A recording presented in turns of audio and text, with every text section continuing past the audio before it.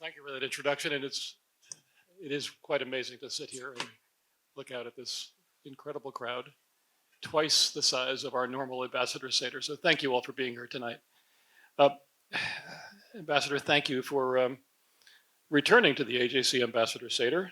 Many of us here have searing memories of your appearances in 2022 and 2023 at our Seders.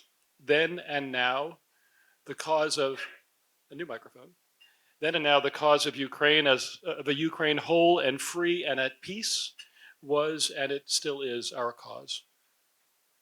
Your presence here this evening is a further demonstration of our partnership, the Jewish People's Partnership, the American People's Partnership, with the government and the people of Ukraine in your defense against Russian aggression. It's also a clear affirmation that the fight for Ukraine's sovereignty is not Ukraine's alone. It is Europe's fight, the free world's fight, a fight for values and interests that have served and strengthened America since World War II.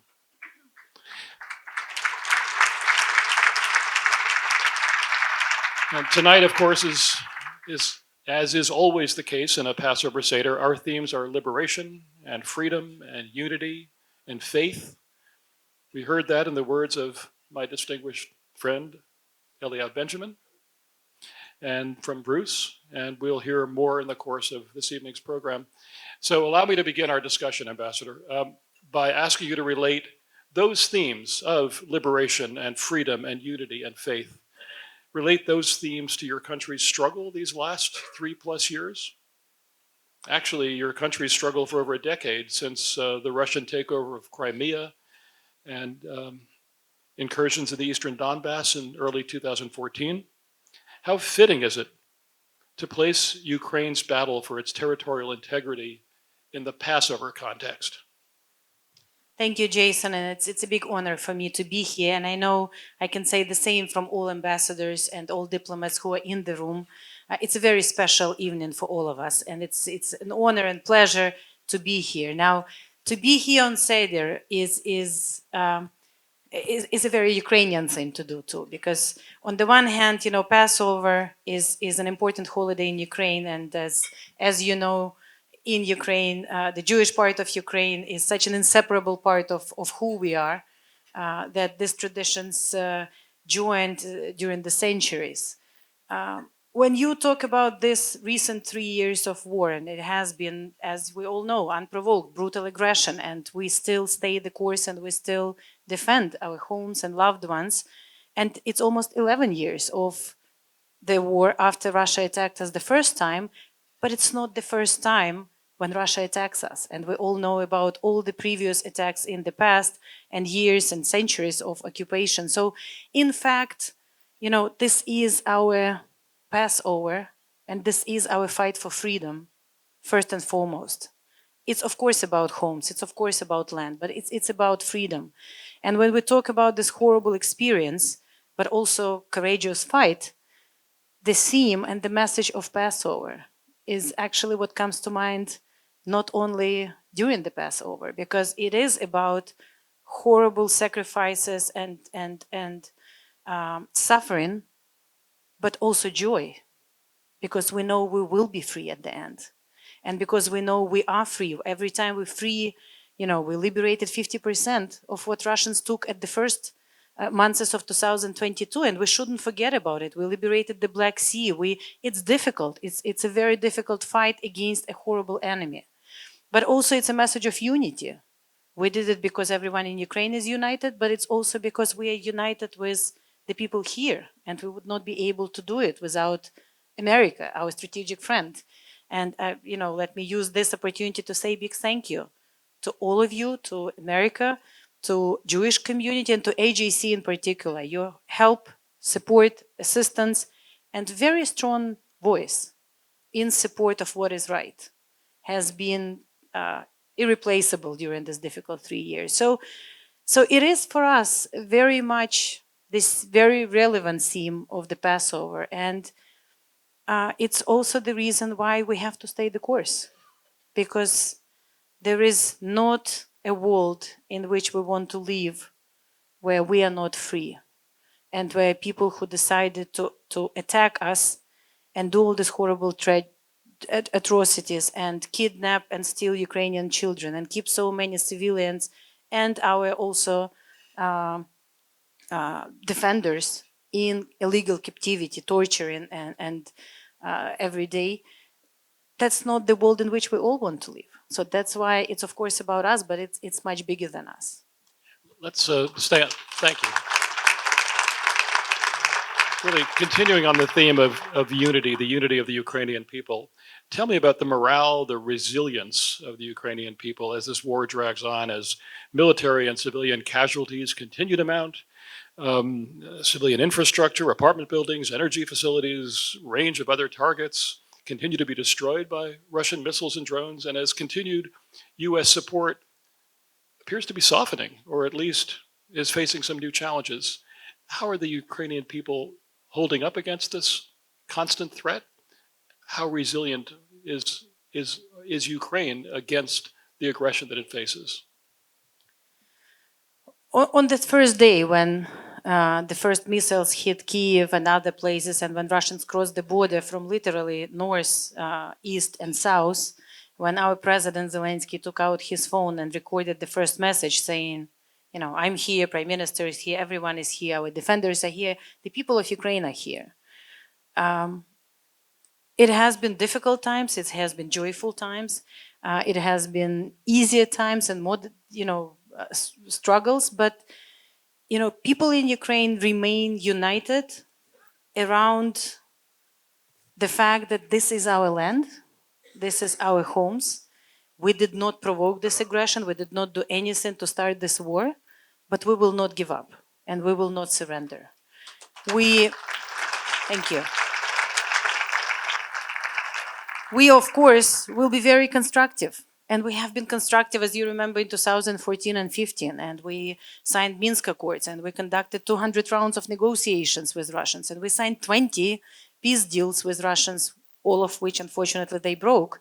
And we're preparing for 2022. But, of course, we would like a diplomatic solution to it because, and again, it's the story of Passover come to mind. When you go through a difficult journey for a long time, some might be tired and some might be questioning even, are we going to get where we need to get?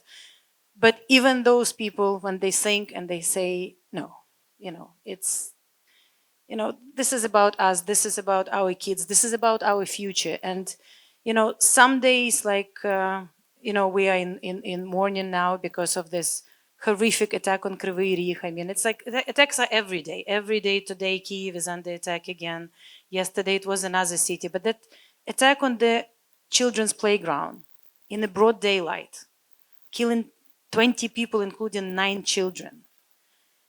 It just, at times like this, your heart breaks just looking at the parents sitting at the body of their killed 15-year-old son. And then these people, these parents and other parents, they stand up and they say, we'll help others and we have to stay the course and we have to do everything to actually get to just and lasting peace. So it is difficult and it's going to be difficult, unfortunately, but we really hope that together with our friends and allies, together with all American people, together with administration, we can get to a better place. We can get to hopefully a true ceasefire and hopefully a true negotiations, and a little bit more sanctions and a little bit more weapons to us will definitely make it easier, and we will keep staying the course.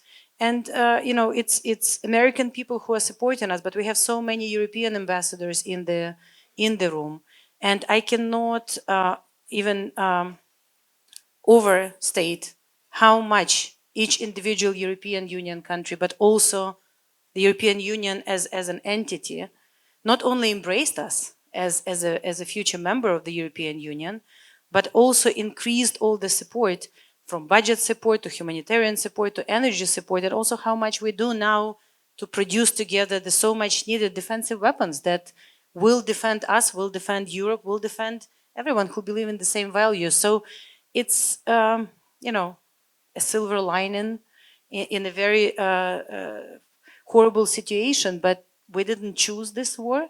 but we have chosen to stand up to it, and all of us together, as so many nations, have chosen to fight for freedom. Ambassador, thank you for that. You talked about the possibility of a diplomatic solution to this. There's been a good deal of talk over the last month about a possible ceasefire between Russia and Ukraine. Your government has agreed to a proposal put forward by the Trump administration, while Moscow appears to be insisting on new terms. A proposed limited ceasefire applying to certain targets and regions also appeared to be foundering. How would you assess the prospect that A, a ceasefire can be achieved in the near term, and B, that it will be possible to then negotiate a secure end to this conflict, this aggression by your neighbor? How can this terrible war end on acceptable terms? Ukraine did not start this war. We did not choose this war.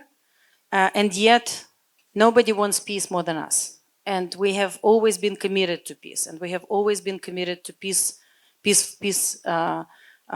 peaceful resolution of this. So when President Trump has put forward a proposal for a full ceasefire, we of course embraced it right away. And we said, of course, we would agree to that. And we would work together with administration in order to move to whatever will save lives. It was so clear to us.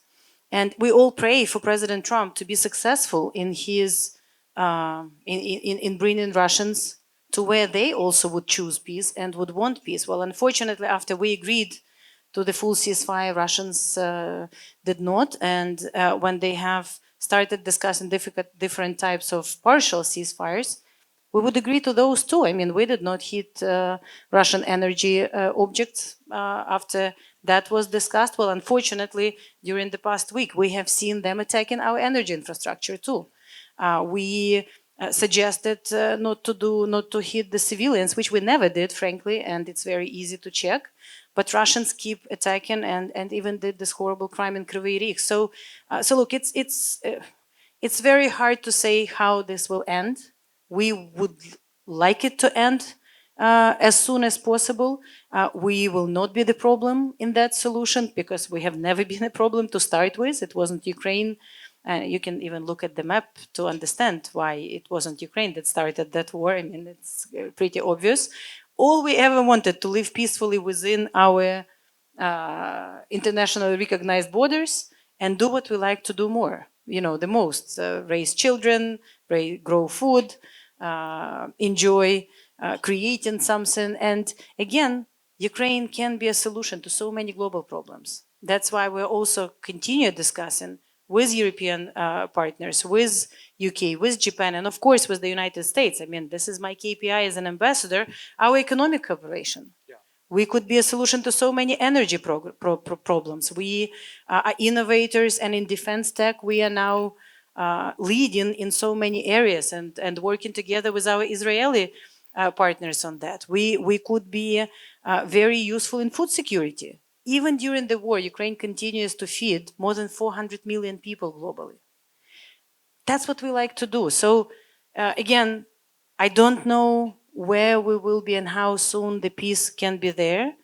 This is the question to Russians. They can end this war in one day.